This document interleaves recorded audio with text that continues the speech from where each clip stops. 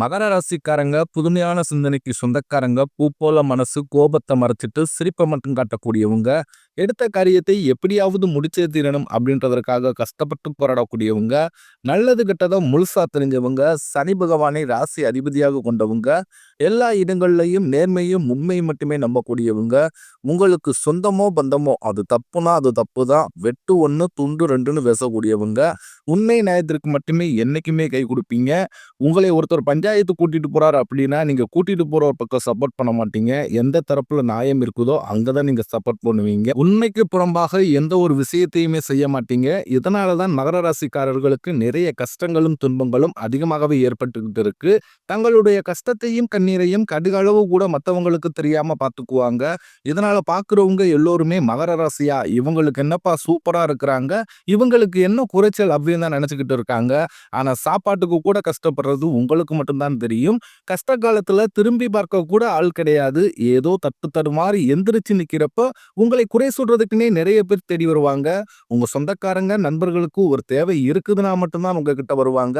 அந்த தேவை முடிஞ்ச உடனே உங்களை தூக்கி போட்டுருவாங்க. மறுபடியும் அவங்க வந்து உங்ககிட்ட உதவின்னு கேட்பாங்க. அவங்க உங்களுக்கு முன்னாடி பண்ண துரோகத்தை எல்லாமே மறந்துட்டு மீண்டும் அவங்களுக்காக உதவி செஞ்சு ஏமாறக்கூடியவங்க தான் நீங்க. வாழ்க்கையில எப்படியாவது முன்னேறணும் அப்படின்றதற்காக தினந்தோறும் கஷ்டப்பட்டு உழைக்கக்கூடியவங்க தான் மகர ராசிக்காரங்க. கடந்த காலகட்டங்கள்ல தங்களுடைய வாழ்க்கையில நீங்க நல்லது நடக்க போகுதுன்னு நினைச்சுக்கிட்டு இருந்திருப்பீங்க. ஆனா உங்களுக்கு அந்த டைம்ல இந்த ஏழரை சனி மூலமாக ஒரு மிகப்பெரிய ஏமாற்றங்களும் கஷ்டங்களுமே கடந்த காலகட்டங்கள்ல மகர ராசிக்காரங்க வாழ்க்கையில ஏற்பட்டுக்கிட்டு இருந்திருக்கும். கடந்த காலகட்டங்கள்ல இந்த ஏழரை சனி மூலமாக சொந்த பந்தத்தை இழந்தீங்க, சொத்துக்களை இழந்தீங்க, தனக்கு நெருக்கமாக இருக்கக்கூடிய உறவுகளையுமே இழந்தீங்க. கடைசியா நான் மட்டும்தான் எல்லாத்தையுமே இழந்துட்டு நிக்கிறதா இருக்குது, எனக்கு உயிர் வாழவே பிடிக்கலன்னு சொல்லிக்கிட்டு இருக்கீங்க. இதுக்கு மேல என்னால வாழவே முடியல சாமி, தயவு செஞ்சு என்னை வந்து உன் கூடயே கூட்டிக்கிட்டு போயிரு. நான் இவ்வளவு கஷ்டப்பட்டதுக்கு அப்புறம் எனக்கு வாழ்க்கையில வாழணும்ன்ற எண்ணம் சுத்தமாவே போயிருச்சு. உங்க மனசுல கவலையும் துன்பம் தான் அதிகமாகவே இருக்கு.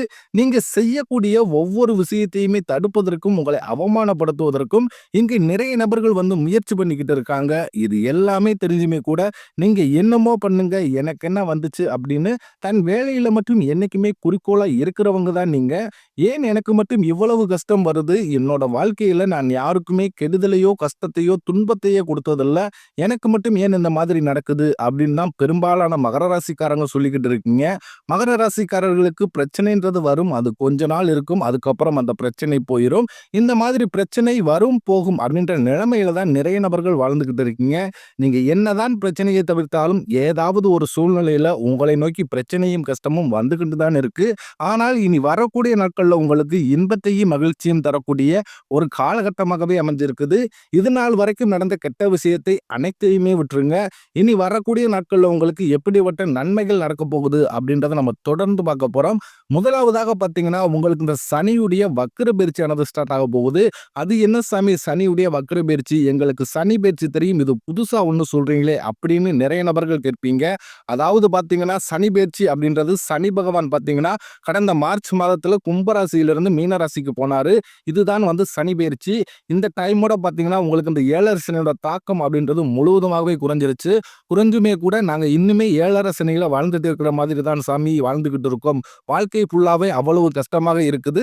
சனி பயிற்சி வந்ததுமே வந்து ஏழரை சனி முடிஞ்சதுமே உங்க வாழ்க்கை ரொம்பவும் சிரமப்பட்டு தான் இருக்கிறோம்.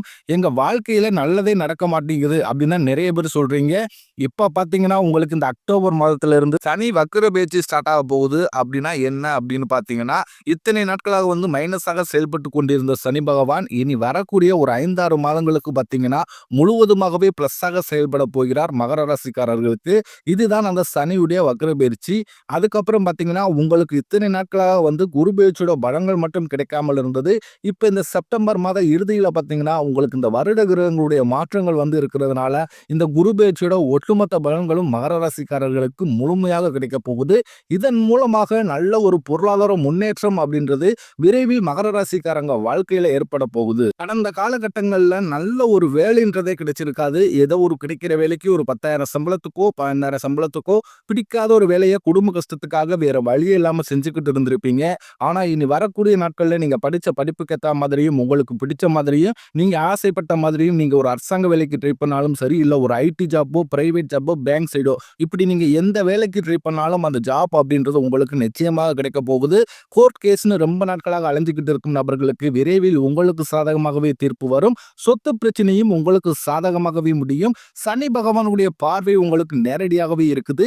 இதன் மூலம் வருமானம் அப்படின்றது பல வழிகளில் வரும். தொழிலில் லாபம் சற்று அதிகமாகவே கிடைக்கும். அரசியல்வாதிகளை பொறுத்த வரைக்கும் புதிய பொறுப்புகள், புதிய பதவிகள் எல்லாமே தானாகவே உங்களை வந்து சேரும். ராகுவால உங்களுடைய செல்வாக்கு உயரும், உடல் ஆரோக்கியம் மேம்படும், சங்கடங்கள் நீங்கும். மறைமுகமாக உங்க தொழில் வாழ்க்கையிலும் சரி, இல்லற வாழ்க்கையிலும் சரி நிறைய நபர்கள் வந்து தொல்லை கொடுத்திருப்பாங்க. இனி அவர்களுடைய தொந்தரவுன்றது முழுவதுமாகவே இருக்காது. கடந்த காலகட்டங்களில் நீங்களும் ஒரு கம்பெனியில இரவு பகல் பார்க்காமல் உழைச்சிக்கிட்டு இருந்திருப்பீங்க. உங்களுடைய சொந்த கம்பெனியை நினைச்சு வேலை செஞ்சிருப்பீங்க. ஆனா உங்களுக்கு இது நாள் வரைக்குமே சரியான ஒரு அங்கீகாரம் அப்படின்றதே கிடைச்சிருக்காது.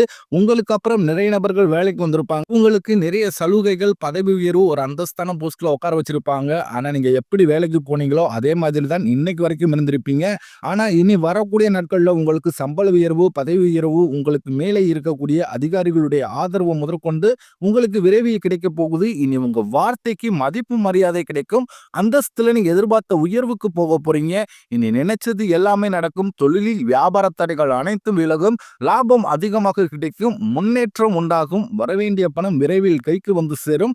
குடும்பத்தில் நெருக்கடிகள் விலகும். செல்வாக்கு அந்தஸ்து உயரும்.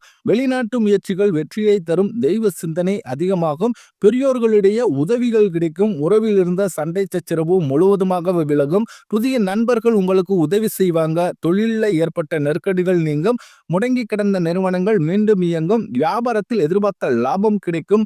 புதிய தொழில் தொடங்கக்கூடிய முயற்சிகள் கண்டிப்பாக உங்களுக்கு வெற்றியை தரும். கடந்த காலகட்டங்களில் மகர ராசிக்காரர்களுக்கு திருமண நிலை அப்படின்றது நிறைய பிரச்சனைகளையும் சிக்கலையுமே பெரும்பாலும் சந்திச்சிருப்பீங்க.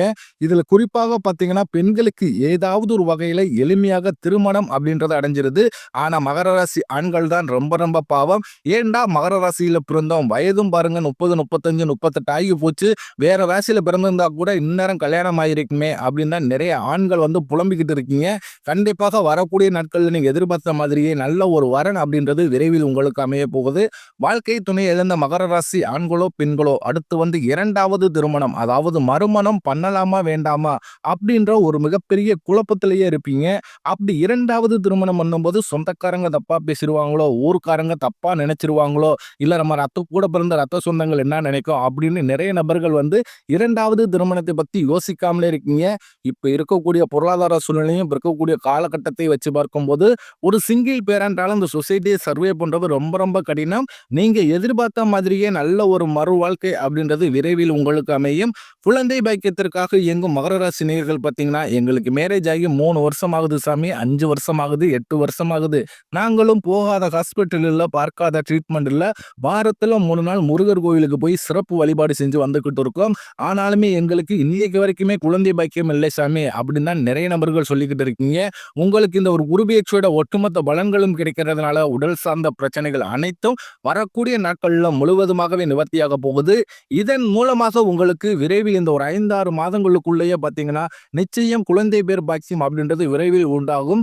பிரிந்திருக்கக்கூடிய கணவன் மனைவி எல்லோருமே பார்த்தீங்கன்னா டைவர்ஸுக்கு அப்ளை பண்ணிட்டு வெயிட் பண்ணிக்கிட்டு இருப்பீங்க.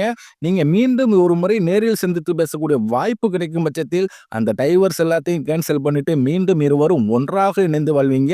கடந்த காலகட்டங்களில் காதல்ல அதிகமான தோல்வியை சந்திச்சது யாருன்னு பார்த்தீங்கன்னா அது முழுக்க முழுக்க மகர ராசிக்காரங்க தான். ஏன்னா அந்த டைம்ல உங்களுக்கு இந்த 7 சனியோட தாக்கம் அப்படின்றது ரொம்பவே அதிகமாக இருந்தது.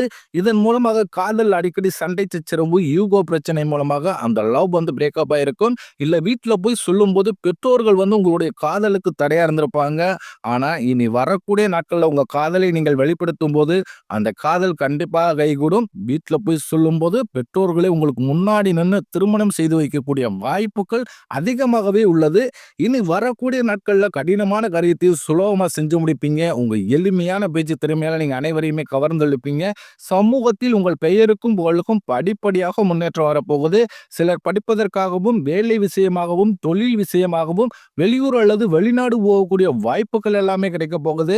மகர ராசிக்காரர்களை பொறுத்த வரைக்கும் நீங்கள் ஆண்களோ பெண்களோ அரசு வேலையோ தனியார் வேலையோ கூலி வேலையோ நீங்க எதிர்பாராத வருமானம் அப்படின்றது உங்களுக்கு இரட்டிப்பு மடங்காக கிடைக்க போகுது. சேமிப்பு அப்படின்றது பல மடங்காக உயரப்போகுது. இதன் மூலமாக கடந்த காலகட்டங்களில் மகர ராசிக்காரர்களுக்கு ஏற்பட்ட கடன் பிரச்சனை அனைத்துமே வரக்கூடிய நாட்கள்ல முழுவதுமாகவே நிவர்த்தியாக போகுது. இப்ப நீங்க போய் ஒரு மகர ராசிக்காரரை பார்த்து கேட்டீங்க அப்படின்னா, எனக்கு ஒரு 3,00,000 கடன் இருக்குதுங்க, 5,00,000 இருக்குதுங்க, 10,00,000 இருக்குதுன்னு சொல்லுவாங்க. இப்படி கடன் இல்லாத மகர ராசிக்காரர்களை நீங்கள் பார்ப்பதே ரொம்ப ரொம்ப அரிது. அனைத்து விதமான கடன்களும் வரக்கூடிய நாட்கள்ல உங்களுக்கு இந்த 5, 6 மாதங்களுக்குள்ளேயே முழுவதுமாக கட்டி முடிக்க போறீங்க. இனி வரக்கூடிய நாட்கள்ல உங்களுடைய வளர்ச்சி அப்படின்றது யாருமே எதிர்பார்க்காத அளவுக்கு ஒரு மிகப்பெரிய ஒரு அசுர வளர்ச்சியாகவே இருக்க போகுது. உங்களுடைய வளர்ச்சியை கண்டு ஒரு புதிதாக உறவு ஒண்ணு தானாக தேடி வரப்போகுது. அந்த உறவை நீங்க தேடியே போக மாட்டீங்க. அந்த உறவு திடீர் உறவா வந்து உங்க வாழ்க்கையில நல்ல ஒரு மேம்படுத்தக்கூடிய ஒரு நபராக அந்த உறவுன்றது நிச்சயமாக இருக்க போகுது. வரக்கூடிய காலகட்டங்களில் மகர ராசிக்காரர்களுக்கு அந்த உறவு தேடி வரப்போகிறது.